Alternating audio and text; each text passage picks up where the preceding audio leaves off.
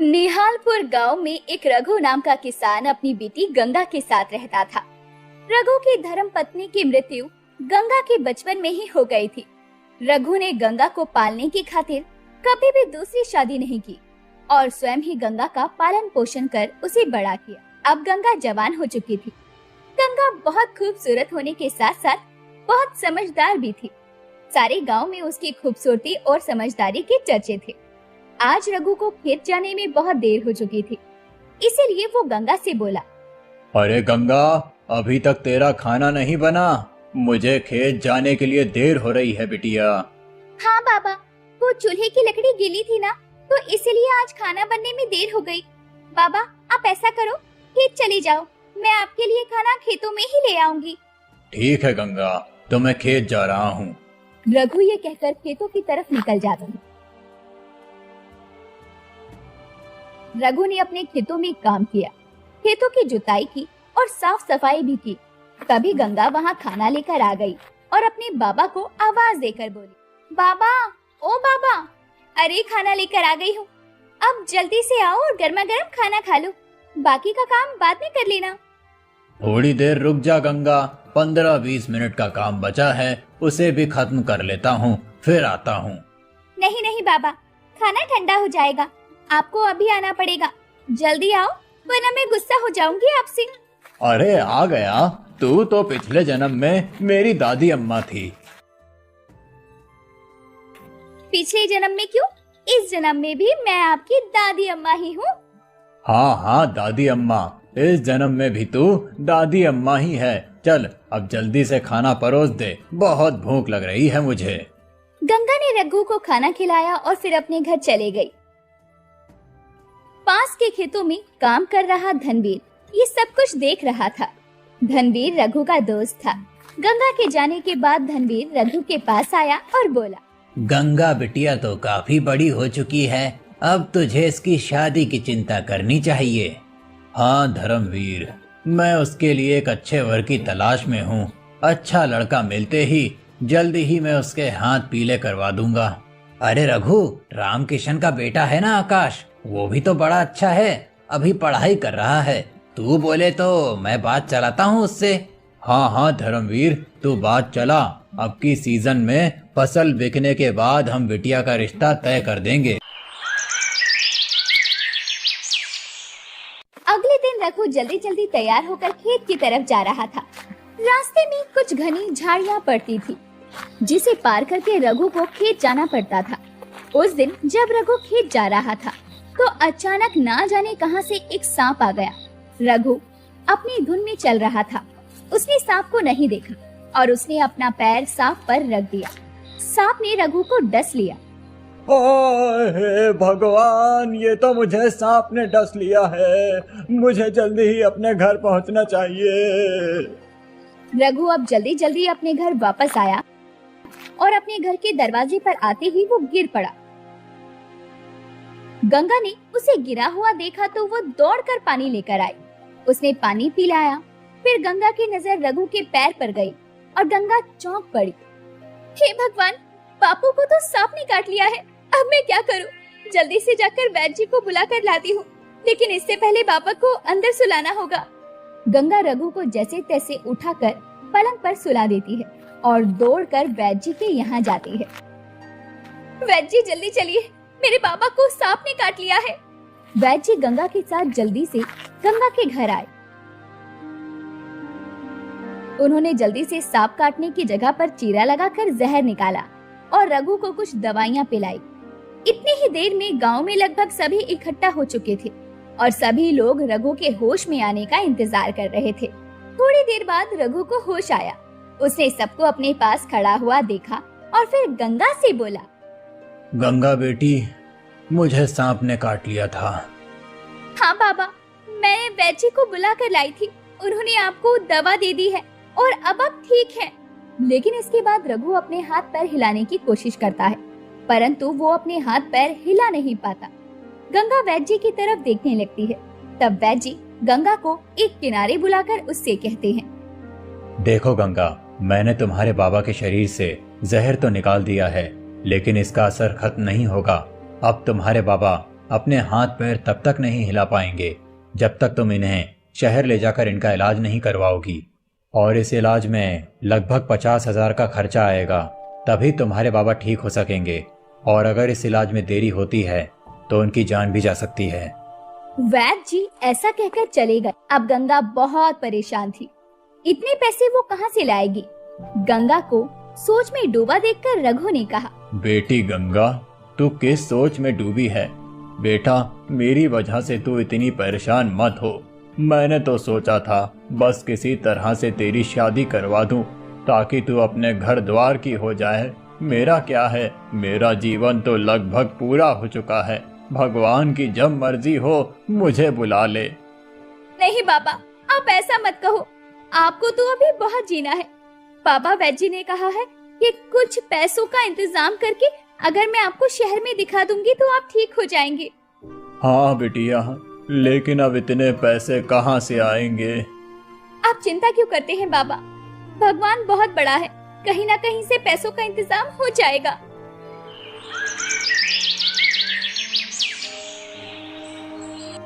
अगले दिन गंगा अपने दोस्त आकाश से मिलती है और उसे सारी बात बताती है। दरअसल गंगा और आकाश एक दूसरे को पसंद करते थे और धनवीर ने आकाश के कहने पर ही रघु से गंगा के बारे में बात की थी। परंतु अब मामला कुछ और ही था। आकाश गंगा की बात सुनकर बोला, तुम चिंता मत करो गंगा, किसी न किसी तरह से हमें पैसों का इंतजाम करना ही होगा। तुम्हारे बाबा ठीक हो जाएंगे। और इस तरह कुछ दिन बीत गए। इधर गंगा परेशान थी। एक दिन गांव के चमन चाचा रघु पास गया और बोला, रघु, हमारे गांव के जमींदार है ना करण सिंह, उनकी पत्नी का पिछले साल देहांत हो गया है। उन्हें तुम्हारी बेटी गंगा बहुत पसंद है। उन्होंने रिश्ता भेजा है, अगर कहो तो मैं बात करूं। वो तो ठीक है चमन भैया, लेकिन जमींदार जी की उम्र बहुत ज्यादा है। हाँ, लेकिन उनके पास पैसे भी तो बहुत ज्यादा हैं। गंगा वहाँ जाएगी तो राज ही करेगी। उनके 2 बच्चे हैं, एक लड़का 10 साल का और एक लड़की 8 साल की। बच्चों को माँ मिल जाएगी और गंगा को भी एक जीवन साथी मिल जाएगा। भगवान ना करे अगर तुम्हें कुछ हो गया तो बेचारी गंगा तो दुनिया में अकेली ही हो जाएगी। इसीलिए सोच समझकर जवाब दो। हाँ, लेकिन मैं एक बार गंगा से तो पूछ लूं। गंगा अभी नादान है, तुम उसे समझाओगे तो वो जरूर समझ जाएगी। इसके अलावा मैं भी गंगा से बात कर लूंगा। ठीक है चमन भैया, फिर आप बात चलाकर देख। चमन वहाँ से निकला ही था कि बाहर गंगा मिल गई। गंगा को देखकर चमन ने गंगा को करण सिंह के रिश्ते के बारे में बताया और साथ में ये भी कहा, देखो गंगा, करण सिंह ने कलावा भेजा है कि तुम्हारे बाबा के इलाज में जो भी पैसा लगेगा वो उसे जरूर लगाएगा और तुम्हारे बाबा को भी अपने पास रखेगा। बिटिया, अपने लिए ना सही तो अपने बाबा के लिए जरूर सोचना। वैसे तुम्हारे बाबा ने भी इस रिश्ते के लिए हाँ कर दी है। गंगा ये सारी बातें सुनकर बहुत चिंता में आ गई। अगले दिन गंगा ने आकाश को सब कुछ बताया। ये सब सुनकर आकाश बोला, नहीं गंगा, मैं तुम्हारी शादी उस बूढ़े जमींदार से नहीं होने दूंगा। तुमसे शादी सिर्फ मैं करूंगा। लेकिन आकाश, फिर मेरे पिताजी का क्या होगा? हमारे पास तो इतने पैसे भी नहीं है कि उनका इलाज करवा पाए और सही समय पर अगर उनका इलाज नहीं हुआ तो उनकी जान को भी खतरा हो सकता है और मैं ये नहीं देख सकती। गंगा, मुझे 2 दिन का समय दो। तुम्हारे बाबा के इलाज में लगने वाले पैसों का इंतजाम मैं 2 दिनों में कर लूंगा। ये कहकर आकाश अपने घर पहुंचा और अपने माता पिता को सारी बात बताई। साथ में आकाश ने ये भी कहा, पिताजी, अगर आपको एतराज ना हो तो मैं ये घर जमींदार के पास 50,000 में गिरवी रख देता हूँ और फिर शहर जाकर कुछ काम कर लूंगा और 50,000 इकट्ठे करके अपना घर छुड़वा लूंगा। ठीक है बेटा, तुझे जैसा ठीक लगे तू वैसा कर ले, हम तेरे साथ हैं। इसके बाद घर के कागज लेकर आकाश जमींदार के पास पहुंचा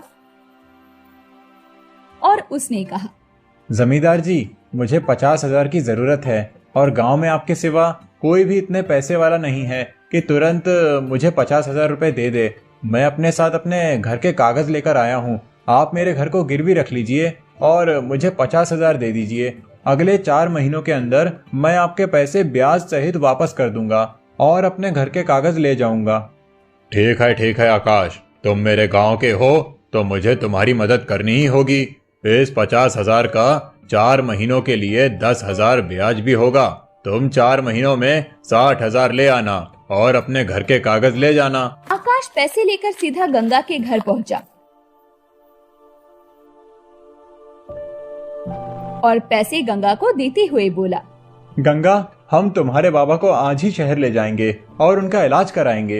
इधर गंगा और आकाश रघु को इलाज के लिए शहर लेकर गए तो दूसरी तरफ जमींदार को जब पता चला कि आकाश ने ये सारे पैसे इसीलिए लिए हैं ताकि वो रघु का इलाज करवा सके और गंगा की शादी जमींदार के साथ ना करनी पड़े, ये सुनकर जमींदार बौखला उठा और बोला, अच्छा तो ये बात है, लेकिन तब भी मैं आकाश को गंगा से शादी नहीं करने दूंगा। गंगा को मुझसे ही शादी करनी पड़ेगी। अब देखना आकाश, मैं तुम्हारे साथ क्या करता हूँ। दूसरी तरफ जमींदार के गंदे इरादों से और आकाश रघु का इलाज करवाते हैं। इलाज के बाद बिल्कुल ठीक हो जाता है और वो लोग गांव वापस आ जाते हैं।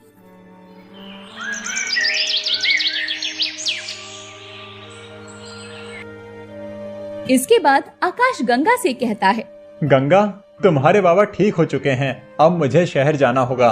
मैं शहर जाकर कुछ काम करके 60,000 इकट्ठा करूंगा और जमींदार को देकर अपना घर छुड़वा लूंगा और वापस आकर तुमसे शादी करूंगा। ये कहकर आकाश शहर चला जाता है और वहाँ पर एक वड़ा पाव की दुकान लगाकर पैसे कमाता है। देखते ही देखते 4 महीने बीत चुके थे। आकाश के पास 60,000 इकट्ठा हो गए थे। आकाश अपने गांव आया और सीधा जमींदार करण सिंह के पास पहुंचा। जमींदार करण सिंह को पैसे देकर बोला, जमींदार जी, मैंने आपके पैसे आपको ब्याज सहित लौटा दिए हैं। अब आप भी मेरे घर के कागज मुझे लौटा दीजिए। मुझे पता है तू ये सब इसलिए कर रहा है ताकि मेरी गंगा से शादी ना हो। चल जा यहाँ से। अब ना तो तुझे तेरे पैसे मिलेंगे और ना ही घर के कागज। जमींदार जी, आप ऐसा नहीं कर सकते। मैं चुप नहीं बैठूंगा। तुझसे जो बनता है कर ले और दोबारा यहाँ मत आना, समझा? आकाश गुस्से में वहाँ से चला गया। तब जमींदार ने अपने कुछ आदमियों को बुलाकर कहा, सुनो, इसके घर को आज रात को जाकर आग लगा दो।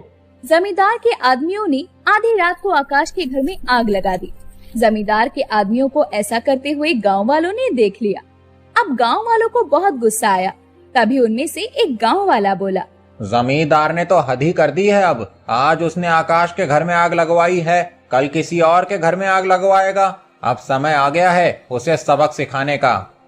हाँ, हम सभी लोग मशाल लेकर उसके घर जाएंगे और उसके घर को आग लगा देंगे ताकि ये रोज रोज का किस्सा ही खत्म हो जाए। और फिर सभी गांव वाले हाथों में मशाल लेकर उसके घर के बाहर पहुँचे।